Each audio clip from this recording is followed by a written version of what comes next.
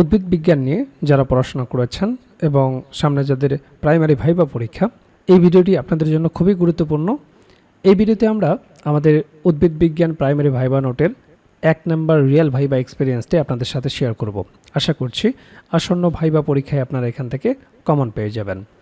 যার real viva নিয়ে আমরা আলোচনা করব, তিনি বগুড়া জেলা থেকে ভাইবা পরীক্ষায় অংশগ্রহণ করেছিলেন।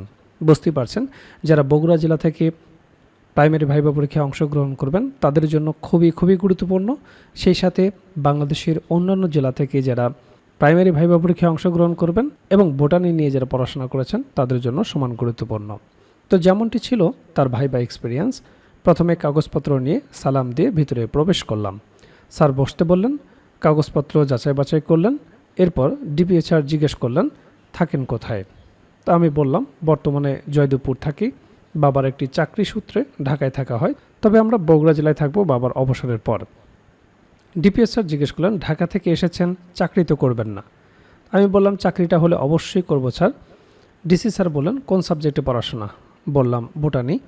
ডিসি স্যার বললেন বোটানি এবং ফরেস্ট্রি এর মধ্যে পার্থক্য কী? তো আমি বললাম বোটানি হলো উদ্ভিদের গঠন, বৈশিষ্ট্য, বৃদ্ধি এবং পরিবেশের সাথে তাদের মিথস্ক্রিয়া সহ বিস্তৃতভাবে উদ্ভিদ নিয়ে অধ্যয়ন। অন্যদিকে ফরেস্ট্রি হলো বন এবং বনজ সম্পদ ব্যবস্থাপনার একটি বিজ্ঞান। স্যার এবার জিজ্ঞেস করলেন মুক্তিযুদ্ধের পটভূমি কী, এ সম্পর্কে আপনি কি জানেন?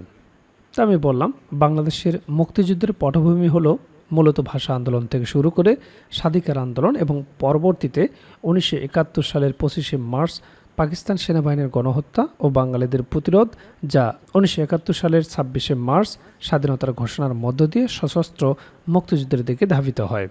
স্যার এবার বললেন 6 দফা কি, 6টি দফা বলেন। তা আমি বললাম বঙ্গবন্ধু শেখ মুজিবুর রহমানের 5 থেকে 6 ফেব্রুয়ারি 1966 সালে পাকিস্তানের লাহোরে অনুষ্ঠিত বিরোধী দলসমূহের জাতীয় সম্মেলনের বিষয় নির্বাচনী কমিটিতে বাঙালি জাতির মুক্তির সনদ নামে খ্যাত ঐতিহাসিক 6 দফা ঘোষণা করেন। সেই 6টি দফা সংক্ষেপে আপনারা এভাবে বলতে পারেন। প্রথম দফা ছিল শাসনতান্ত্রিক কাঠামো ও রাষ্ট্রের প্রকৃতি। দ্বিতীয় দফাটি ছিল কেন্দ্রীয় সরকারের ক্ষমতা। তৃতীয় দফা ছিল মুদ্রা ও অর্থ বিষয়ক ক্ষমতা। চতুর্থ দফা ছিল কর বা রাজস্ব বিষয়ক ক্ষমতা।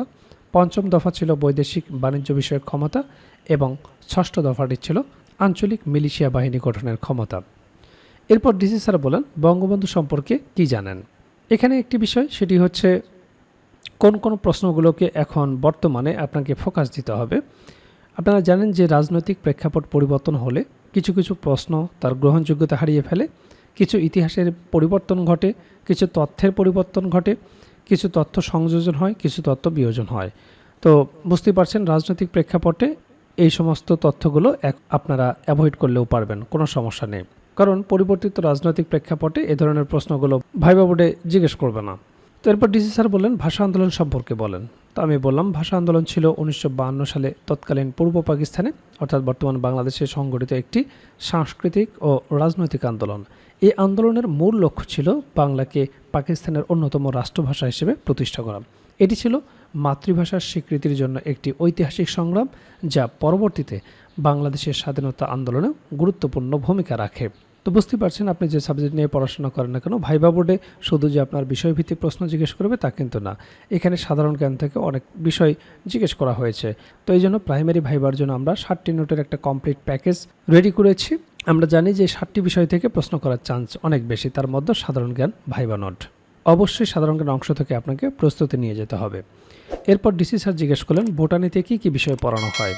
তো আমি বললাম বোটানিতে উদ্ভিদ সম্পর্কিত বিভিন্ন বিষয় পড়ানো হয়। এর মধ্যে রয়েছে উদ্ভিদের গঠন, বৃদ্ধি, প্রজনন, শারীরবিদ্যা, বংশগতিবিদ্যা, বাস্তুসংস্থান, শ্রেণীবিন্যাস এবং বিবর্তন। এছাড়াও ছত্রাক, শৈবাল এবং ভাইরাসের মতো উদ্ভিদ বিষয়ও বোটানির অন্তর্ভুক্ত। স্যার এবার জিজ্ঞেস করলেন এই বলের বিপরীত শব্দ কী? তো আমি বললাম আনএবল। এরপর ডিপিএস স্যার জিজ্ঞেস করলেন কাম টু লাইট অর্থ কী? তো আমি বললাম কাম টু লাইটের বাংলা অর্থ হলো প্রকাশিত হওয়া বা সামনে আসা। স্যার এবার আমাকে জিজ্ঞেস করলেন পাস্ট কন্টিনিউয়াস টেন্সের স্ট্রাকচার বলেন। তো আমি বললাম subject plus was were plus ভার্বের আইএনজি প্লাস অবজেক্ট। এরপর ডিপিএস স্যার জিজ্ঞেস করলেন আমি একটি পাখি উড়ে যেতে দেখলাম, এর ট্রান্সলেশন করেন। আমি বললাম I saw a bird flying. এরপর স্যার জিজ্ঞেস করলেন আমি তিতুমির কলেজ থেকে পাশ করেছি, ট্রান্সলেশন কী হবে? তো আমি বললাম I passed from Titumir college. তো বুঝতে পারছেন ভাইভাতে আপনার অনুবাদ থেকে জিজ্ঞেস করবে, আর আমাদের এই প্যাকেজে অনুবাদ থেকেও একটি ভাইবা নোট থাকবে। এরপর পিটিআই ম্যাম ছিলেন, তিনি আমাকে জিজ্ঞেস করলেন অঙ্ক ও সংখ্যার মধ্যে পার্থক্য কী। দেখুন, আপনি প্রাইমারি ভাইবা দিতে গেছেন, আপনাকে আপনার বিষয়ভিত্তিকের পাশাপাশি আমি যে বললাম 60টি টপিক আছে, 60টি টপিকের মোটামুটি 5-6টি টপিক থেকে আপনাকে প্রশ্ন জিজ্ঞেস করবে। ইতিমধ্যে তাকে বিষয়ভিত্তিক প্রশ্ন জিজ্ঞেস করেছে, সাধারণ জ্ঞান থেকে জিজ্ঞেস করেছে, অনুবাদ থেকে জিজ্ঞেস করেছে, এবার তাকে জিজ্ঞেস করেছে গণিত থেকে, গণিত অংশ থেকে, গণিতের বেসিক থেকে কিছু প্রশ্ন আপনাকে জিজ্ঞেস করবে। এই প্যাকেজে আমাদের গণিত বেসিক একটি ভাইবা নোট রয়েছে। গণিত থেকে যে প্রশ্ন জিজ্ঞেস করুক ইনশাল্লাহ আপনি তার উত্তর করতে পারবেন। তো অঙ্ক ও সংখ্যার মধ্যে পার্থক্য হিসেবে বলতে পারেন, অঙ্ক হলো সংখ্যা তৈরির মৌলিক চিহ্ন বা প্রতীক যা 0 থেকে 9 পর্যন্ত হয়ে থাকে, আর সংখ্যা হলো এক বা একাধিক অঙ্ক দিয়ে গঠিত এমন কিছু যা গণনা, পরিমাণ বা লেবেলের জন্য ব্যবহৃত হয়। যেমন 15 একটি সংখ্যা, যেখানে 1 এবং 5 দুটি হলো অঙ্ক। এরপর পিটিআই ম্যাম জিজ্ঞেস করলেন ট্রাপিজিয়াম কি। বললাম যে চতুর্ভুজের এক জোড়া বাহু পরস্পর সমান্তরাল তাকে ট্রাপিজিয়াম বলে। এরপর পিটিআই ম্যাম জিজ্ঞেস করলেন একটি ত্রিভুজের দুই কোণের সমষ্টি 135 ডিগ্রি হলে তাহলে অন্য কোণটি কত ডিগ্রি। তো আপনারা জানেন ত্রিভুজের 3 কোণের সমষ্টি হচ্ছে 180 ডিগ্রি, তাহলে দুইটা কোণের সমষ্টি যদি 135 ডিগ্রি হয় তাহলে বাকি কোণটি হবে 180 ডিগ্রি থেকে 135 ডিগ্রি আপনাকে মাইনাস করতে হবে। তো 180 ডিগ্রি থেকে যদি আমরা 135 ডিগ্রি মাইনাস করি তাহলে হবে 45 ডিগ্রি, অর্থাৎ ত্রিভুজের 3 কোণের সমষ্টি 180 ডিগ্রি।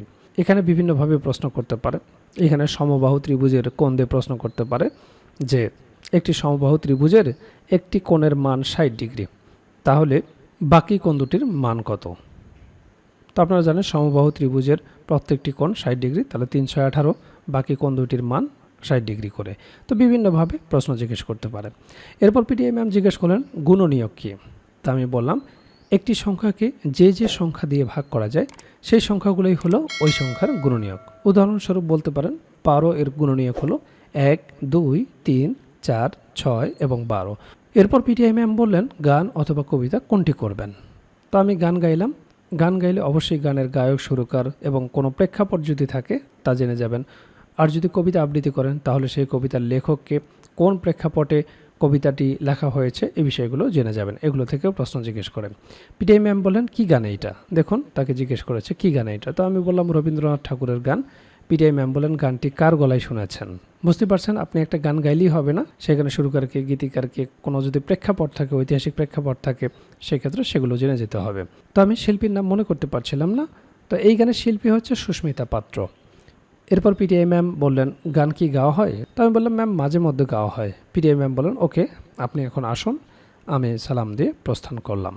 তো আপনারা দেখলেন ভাইবা বোর্ডে কী ধরনের প্রশ্নগুলো জিজ্ঞেস করা হয়, কোন কোন বিষয় থেকে প্রশ্ন জিজ্ঞেস করা হয়। আর এই বিষয়গুলো নিয়েই আমরা তৈরি করেছি প্রাইমারি ভাইবার জন্য কমপ্লিট একটা প্যাকেজ, যে প্যাকেজে আপনার বিষয়ভিত্তিক ভাইবা প্রশ্নোত্তর থাকবে, একেবারে রিয়েল ভাইবার আলোকে বিষয়ভিত্তিক নোটটি তৈরি করা হয়েছে, যেখানে বিগত বছরে যে রিয়েল ভাইবাগুলো হয়েছে তা সুন্দরভাবে সমাধান করে দেওয়া হয়েছে। সেই রিয়েল ভাইবাগুলোও যদি আপনারা ভালো মতো দেখে যান সেখান থেকেই বেশিরভাগ প্রশ্ন আপনারা কমন পেয়ে যাবেন। এছাড়াও আপনারা জানেন যে ডিপার্টমেন্টে আপনি ভাইবা দিতে যাবেন সেই ডিপার্টমেন্ট সম্পর্কে অবশ্যই আপনাকে প্রশ্ন জিজ্ঞেস করতে পারে। তো সেই বিষয় সম্পর্কে একটা ভাইবা নোট থাকবে, প্রাইমারি সম্পর্কিত একটা ভাইবা নোট থাকবে। প্রাইমারি ভাইবাই অবশ্যই আপনাকে অনুবাদ জিজ্ঞেস করবে, অনুবাদের উপর একটা ভাইবা নোট থাকবে, যেগুলো প্র্যাকটিস করে গেলেই যথেষ্ট। এরপর আপনার নিজ জেলা সম্পর্কে অবশ্যই আপনাকে দু একটি প্রশ্ন জিজ্ঞেস করতে পারে। আপনার জেলা কেন বিখ্যাত, আপনার জেলা দর্শনীয় স্থান কি, আপনার জেলার নামকরণ ইতিহাস কি, বিখ্যাত খাবার কি, ভাষা ও সংস্কৃতি সম্পর্কে জিজ্ঞেস করতে পারে, মুক্তিযুদ্ধে কী অবদান রেখেছিল, নানাবিধ গুরুত্বপূর্ণ প্রশ্ন থেকে আপনাকে 2-4টি প্রশ্ন জিজ্ঞেস করতে পারে। তো সে সম্পর্কিত আপনার জেলার ওপর সুন্দর একটা সাজানো গোছানো নোট থাকবে। এছাড়াও 1947 থেকে শুরু করে বর্তমান সমসাময়িক পর্যন্ত গুরুত্বপূর্ণ বিষয়ের উপর যে সমস্ত প্রশ্নগুলো আপনাকে জিজ্ঞেস করতে পারে সেই বিষয়গুলো নিয়ে সুন্দরভাবে সাজানো গোছানো একটা সাধারণ জ্ঞান ভাইবা নোট থাকবে। এছাড়াও আপনারা জানেন যে প্রাইমারি ভাইবা বোর্ডে বাংলা ব্যাকরণ এবং সাহিত্য অংশ থেকে বেসিক কিছু প্রশ্ন জিজ্ঞেস করে থাকে, সে বিষয়ে একটি ভাইবা নোট থাকবে। এছাড়াও গণিতের একটি বেসিক ভাইবা নোট থাকবে। আপনারা জানেন যে পাটিগণিত, বীজগণিত এবং জ্যামিতি অংশ থেকে কিছু বেসিক প্রশ্ন জিজ্ঞেস করা হয়।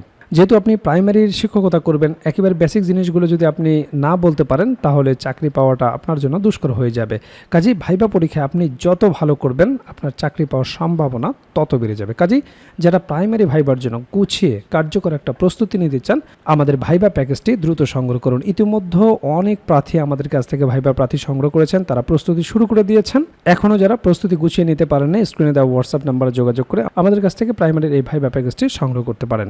প্যাকেজটি আপনারা দুইভাবে নিতে পারবেন, আপনারা হার্ড কপি নিতে পারবেন কুরিয়ারের মাধ্যমে, এছাড়াও পিডিএফ প্যাকেজ আপনারা নিতে পারবেন। কাজেই দেরি না করে দ্রুত স্ক্রিনে দেওয়া হোয়াটসঅ্যাপ নাম্বারে যোগাযোগ করে প্যাকেজটি সংগ্রহ করুন।